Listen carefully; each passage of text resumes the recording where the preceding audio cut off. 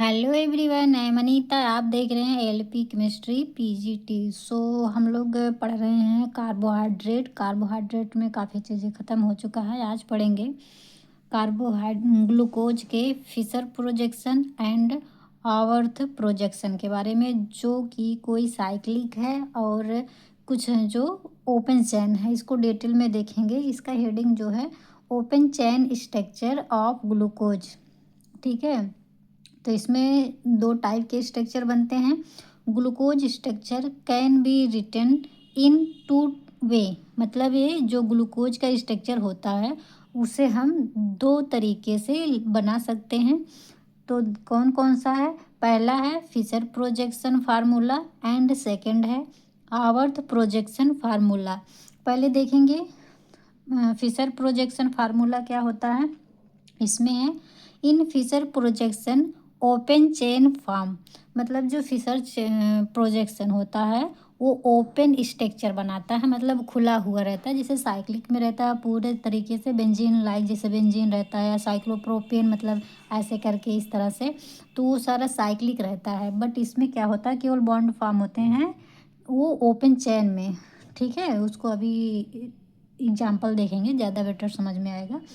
इसमें क्या होता है कि ओपन चेन स्ट्रक्चर बनता है। फिर क्या होता है, the glucose form a cyclic hemi, मतलब कि ग्लूकोज जो है कुछ वो साइक्लिक भी बनते हैं।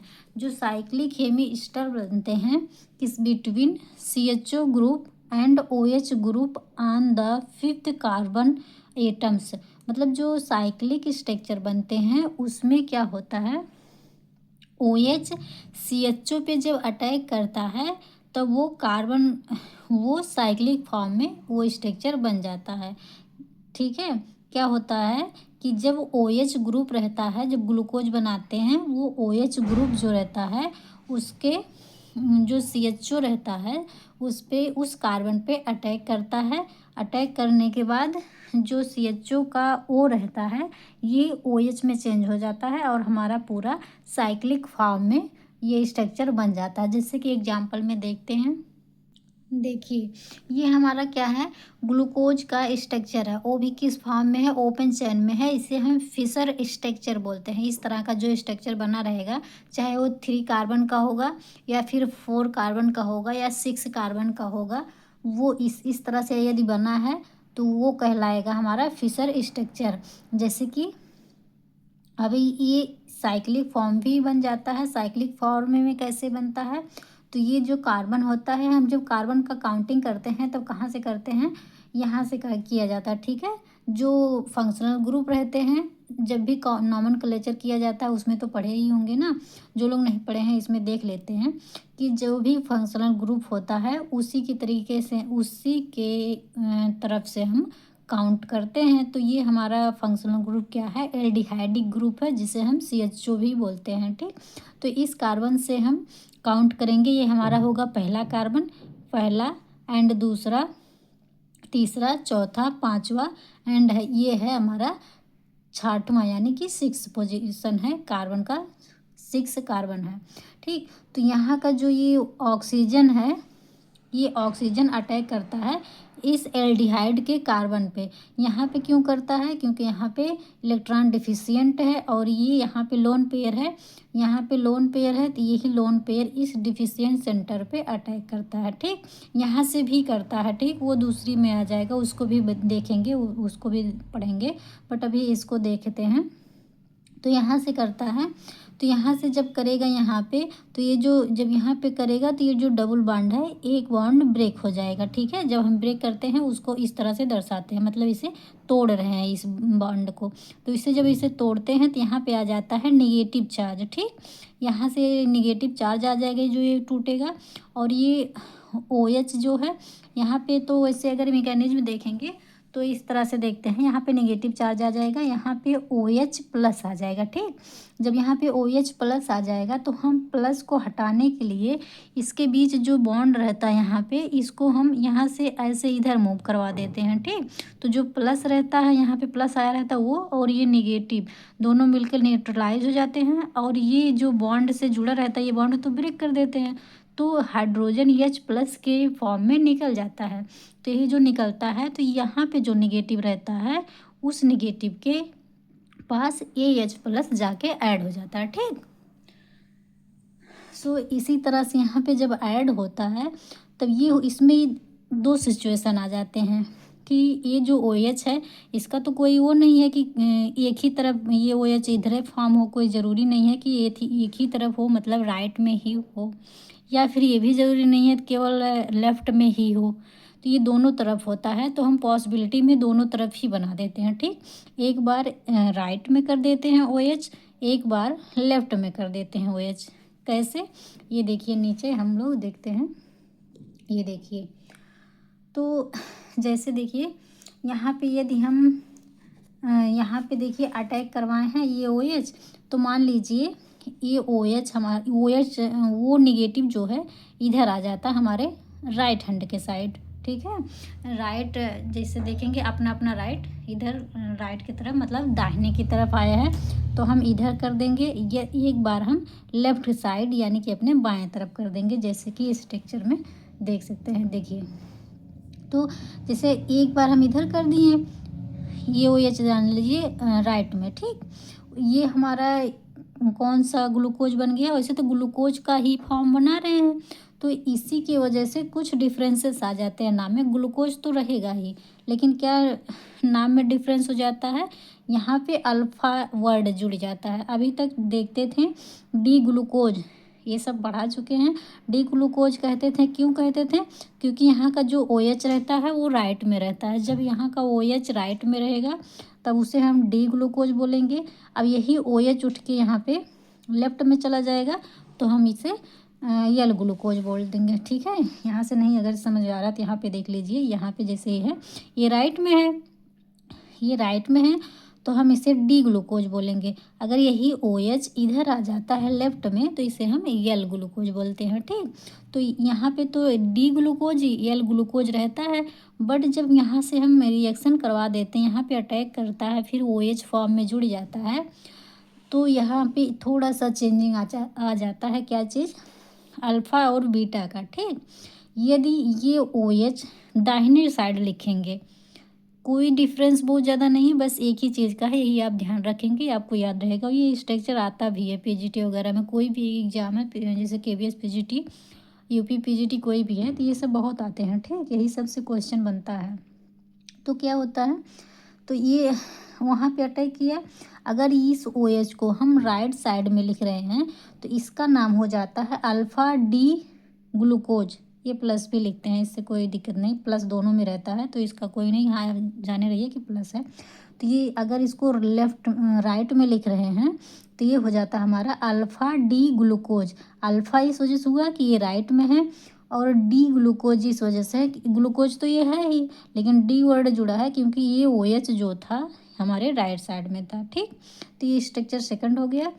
और इसको देखेंगे, जब इधर देखिए राइट में था, अब इसी OH को हम अगर लेफ़्ट में कर दें, अपने लेफ़्ट में कर दिए हैं, तब इसी का नाम, ये भी ग्लूकोज ही है, इसको लेफ़्ट में करने की वजह से ये नाम चेंज हो जाता है। क्या चीज़, बीटा ग्लूकोज में। ठीक।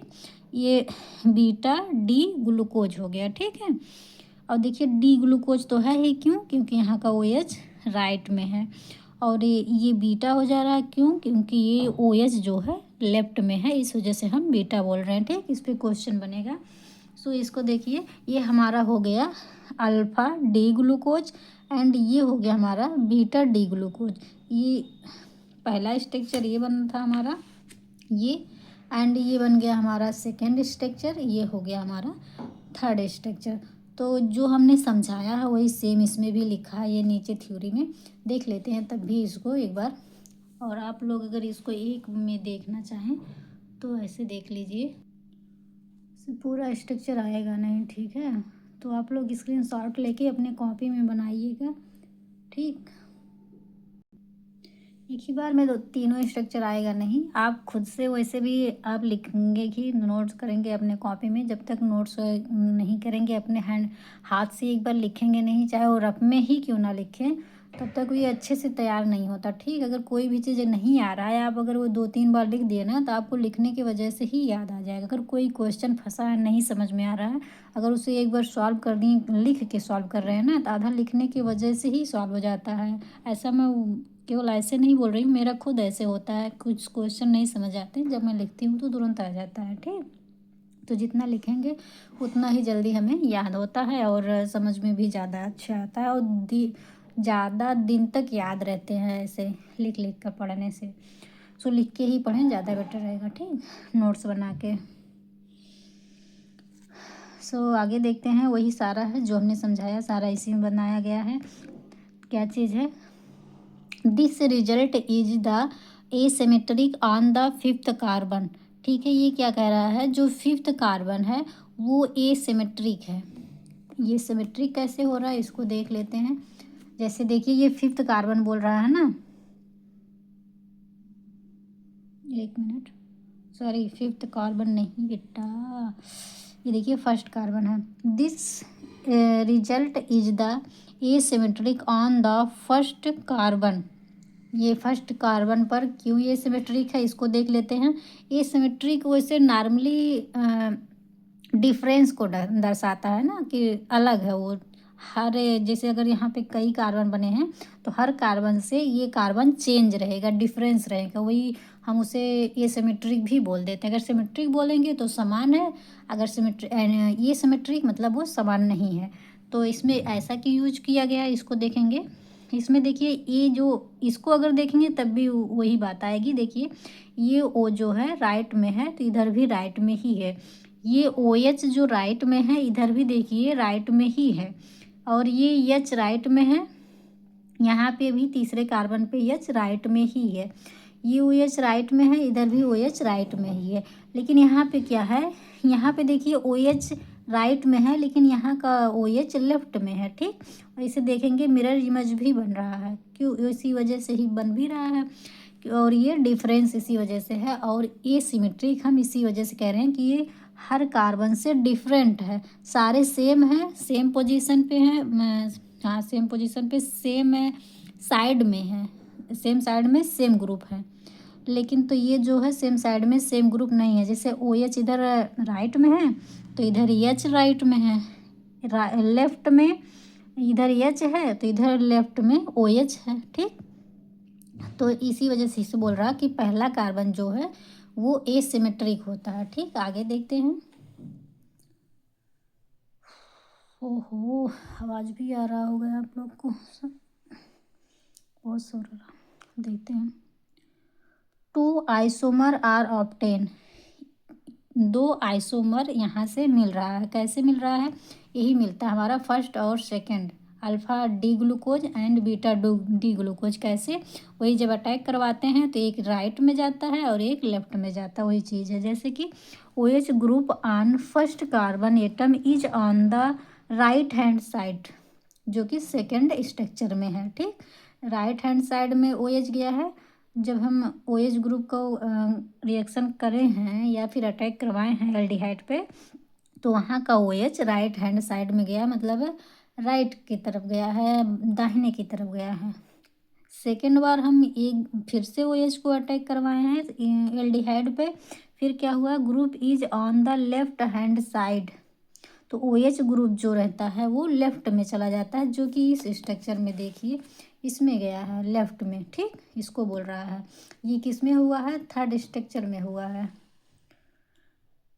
और ये उसके बाद structure second is called alpha D glucose and structure third is called beta glucose, जैसा कि हमने बता चुके हैं। आगे देखेंगे, alpha D glucose and beta D glucose are called anomers. ठीक, ये है एनोमर्स, ओ है ये एनोमर्स है। कौन कौन सा?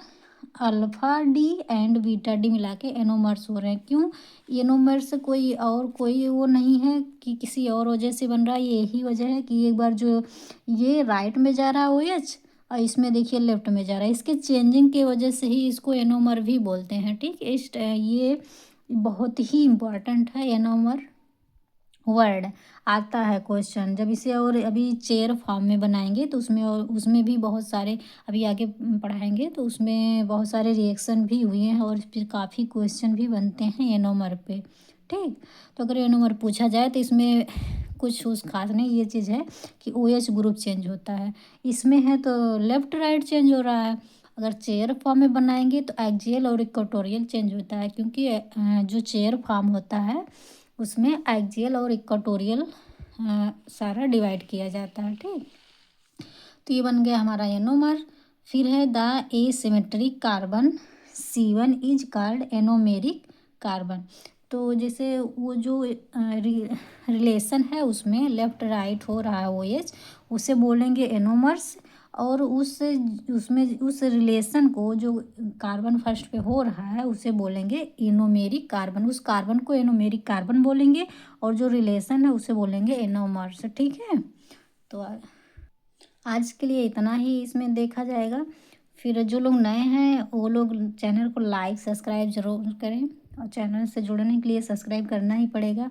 सो पसंद आए तो प्लीज़ लाइक करिएगा। और आज के लिए लेक्चर इतना ही, कार्बोहाइड्रेट कंटिन्यू करेंगे। सो मिलते हैं नेक्स्ट वीडियो में, तब तक के लिए बाय बाय।